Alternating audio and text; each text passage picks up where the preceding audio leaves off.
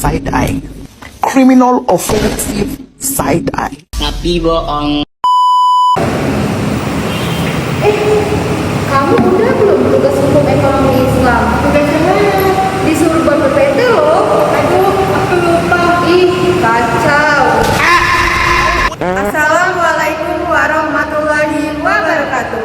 Halo semuanya, perkenalkan nama saya Karnisa Resta, NIM 50 2023 341. Perkenalkan, nama saya Rizky Widiasari, NIM 50 2023 354. Di sini kami akan membuat tugas PPT Hukum Ekonomi Islam yang berjudul Sumber-sumber Hukum. Saya kira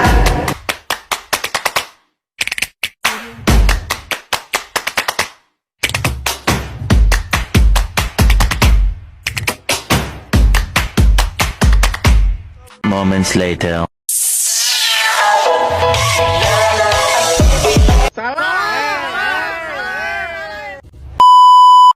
Tugas presentasi ekonomi Islam.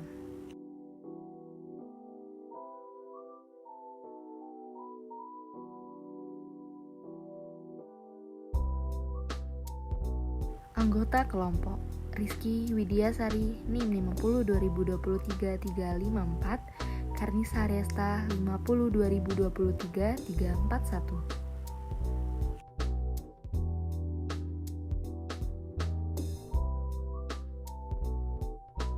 Assalamualaikum semuanya, apakah kalian tahu apa itu ekonomi Islam?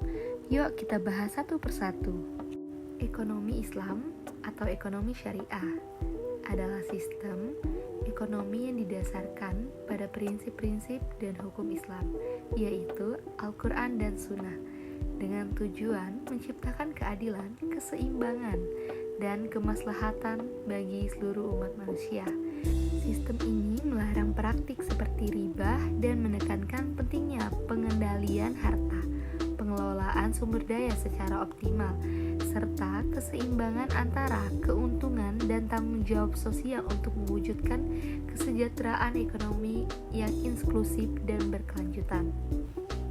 Materi selanjutnya, sumber-sumber hukum ekonomi Islam. 1. Al-Quran.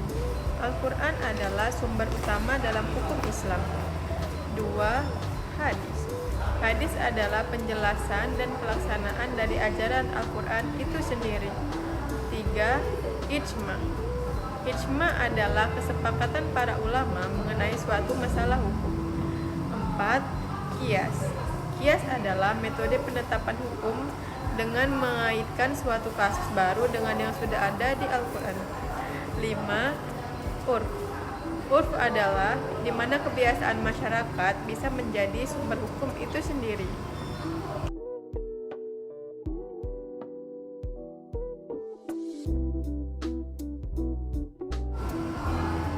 Pengertian sumber hukum Islam. Sumber hukum Islam adalah dasar atau asal pengambilan hukum dalam ajaran Islam, yang juga disebut dengan dalil, pokok, atau dasar hukum Islam, dan berfungsi sebagai pedoman hidup bagi seluruh umat muslim.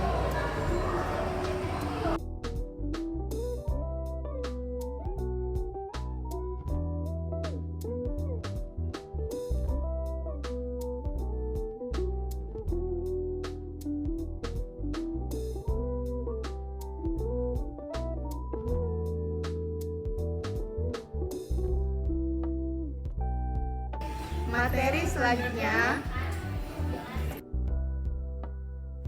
Kedudukan sumber hukum Islam.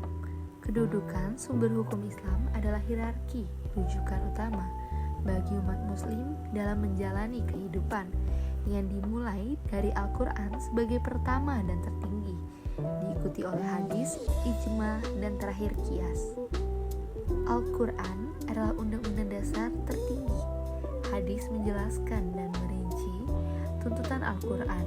Ijma adalah kesepakatan para ulama, dan qiyas merupakan penetapan hukum berdasarkan analogi.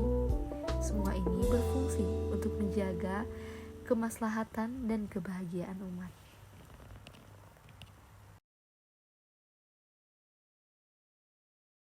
Materi selanjutnya, kedudukan sumber hukum Islam. Kedudukan sumber hukum Islam adalah hierarki, rujukan utama bagi umat muslim dalam menjalani kehidupan, yang dimulai dari Al-Quran sebagai pertama dan tertinggi, diikuti oleh hadis, ijma, dan terakhir yaitu qiyas. Dalil-dalil fikih muamalah hukum ekonomi Islam. 1. Dalil Al-Quran. Yang 1. Kebolehan bertransaksi. Yang 2. Larangan riba. Yang 3. Kewajiban menulis transaksi. Yang kedua, dalil dari hadis Nabi Muhammad SAW. Pertama, larangan penipuan dan muamalah. Yang kedua, larangan riba dan dalam praktik. Yang ketiga, ijma. Yang pertama yaitu haramnya riba dalam segala bentuknya. Yang kedua, kebolehan muamalah. Yang ketiga, kewajiban akad. Yang keempat, qiyas atau analogi. Yang pertama, transaksi. Yang kedua, kartu kredit dan konvensional. Yang kedua, konsep akad leasing. Dalil-dalil Al-Quran dan hadis. Yang pertama, dalil Al-Quran. Yang pertama yaitu kebolehan jual beli dan larangan riba. Yang kedua, larangan makan harta secara batil. Yang ketiga, larangan riba secara tegas. Yang keempat, perintah mencatat transaksi uang. Dalil-dalil hadis. Yang pertama, kejujuran dalam bisnis. Yang kedua, larangan penimbunan. Yang ketiga, memberi gaji perkara dengan adil. Yang keempat, larangan penipuan. Yang kelima yaitu larangan penipuan. Menerapkan dalil fikih dalam analisis kasus hukum ekonomi syariah. Yang pertama, industri keuangan syariah terus berkembang pesat dengan pasar yang semakin berkembang di berbagai negara.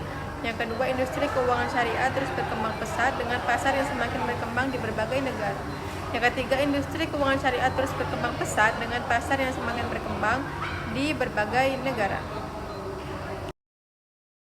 materi selanjutnya, Kesimpulan dari materi kami adalah ekonomi syariah memiliki potensi yang besar untuk menjadi kekuatan yang mendorong pertumbuhan ekonomi yang inklusif, berkelanjutan, dan berkeadilan sosial.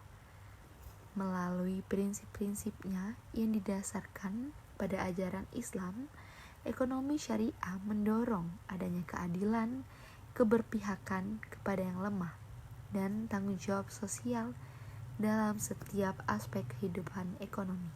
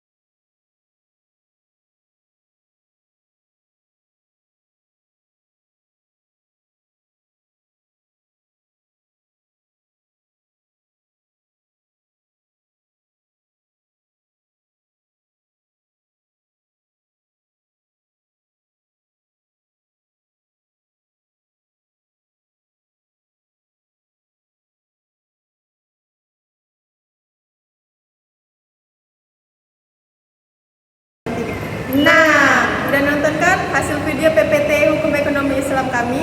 Jangan lupa